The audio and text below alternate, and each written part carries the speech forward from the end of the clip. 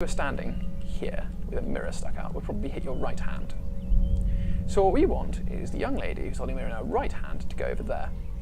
However, that means that this young lady is probably going to be stuck all the way around here.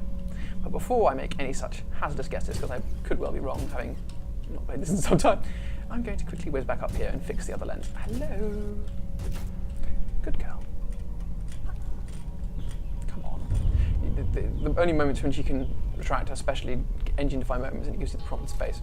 So if we look at this one, unlike the last one, they aren't balanced. There's only one on one side. So what we're going to have to do is use the conveniently placed pole stuck on his hand to drop that arm, and then wedge this under that so that the arms don't return to normal.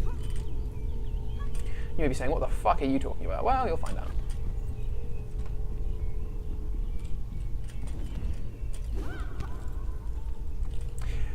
I mean, the interesting thing is, though, that the use of VDIC standard script is good because it implies that this is really, really quite old. I mean, you know, minimum 600 BC, probably older, which is great because these are meant to be. Although I'm amazed the ruins held up so well if they really are that old. Now, so long as I hold this, that ticking noise, which is meant to indicate that that's trying to return, is not too bad. However, the moment I drop, a little bit of damage, and this goes back up.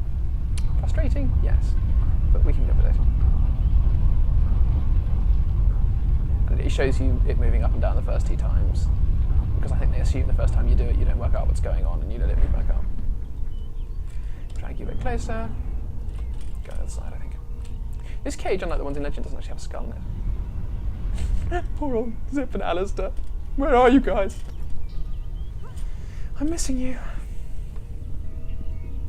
She has no earpiece this time.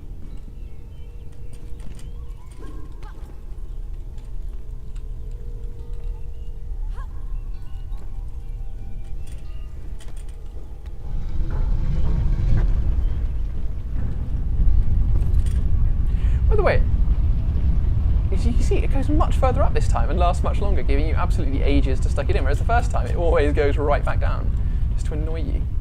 If you've noticed, this settles on top of that, doesn't drag the arm down, and consequently we can get up here and stick this in, and you can get a little ding-a-ling to represent that you've done it correctly. Whack it in. There's a good go. Oh, by the way, down here there's a little bug thing which I noticed. It's actually a treasure right there. Just in front of where she's standing. That is actually a treasure, or at least the model for a treasure. I'm not sure, because I have 100% of this level before, I believe. And I never picked that one up. I'm assuming it was just stuck there in the level editor and they left it at that. But it's a bit odd. The engine for this game, have I mentioned it? Oh yeah, I probably have. It is being now used for Deus Ex 3, which is some rather teaserish teasers have been released. I'm not sure many people are that excited about Deus Ex 3, oddly enough, because although in principle it would be great for those people who enjoyed the first game, I think the second game has rather destroyed anyone's faith in the people who are meant to be making Deus Ex, making good Deus Ex games. Now it is time to arrange our lovely ladies with their fans. So again, if we look, it falls on the left side. So let's whiz this one right round. However, before we do that, there might be a bit of trickiness. I know, I think that's okay. Well, I'll find out. And I say left, and I am totally and utterly wrong. Oh well, who cares? What am I going to do is whiz you all the way around. I thought it wouldn't quite be that easy, but there we are. The naive voice of optimism is crushed by the reality of having to push these little stone ladies. That is a pile-up of stone ladies. They use quite a lot of puzzles like this in this game. There's one coming up in the next level as well, where you have to push elements around. I think this is because they have quite a dynamic system of puzzle elements.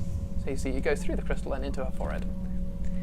And this is not the aspect of Kali we would be seeing if it was, as it were, a truly Vedic inscription. I mean, Kali is also, in modern worship, revered as a mother goddess, because there's this weird story about her giving suck to Shiva when he was a very small child, which I think is rather bizarre, given that she's also at the same time meant to be his mistress, and in general I find the whole situation rather bizarre. But nonetheless, There she is. I would say that as far as, you know, gods go, she's a pretty cool one. You know, in my god could beat up your god? Yeah, she probably could.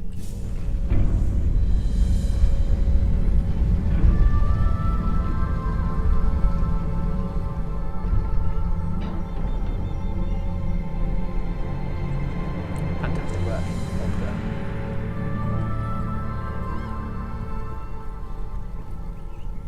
Let's whiz down here. And I think, is there anything in here? The music coming up gets much better. It's one of the few truly anthemic themes once we get underground. There's a treasure. Bit of grubbing about in the bushes, never did anyone any harm.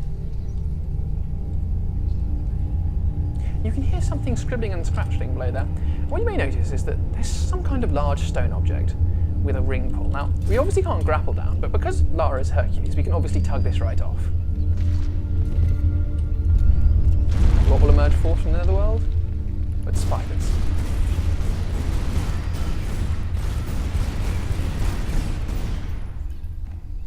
Lovely. And would anyone do this drop? I don't think I would, but she does. Oh god. It's absolutely terrifying. Ring in the ceiling. She trusts her luck with her aim with the magnetic grapple. Look at all these pots, but no treasures. I would use the flashlight to illuminate, because the nice about the flashlight in this is it really illuminates the fantastic bump and normal maps they've included in this game. But for some reason it seems to give me a massive FPS hit when I activate it. And here we come to the explanation for Thor's strength.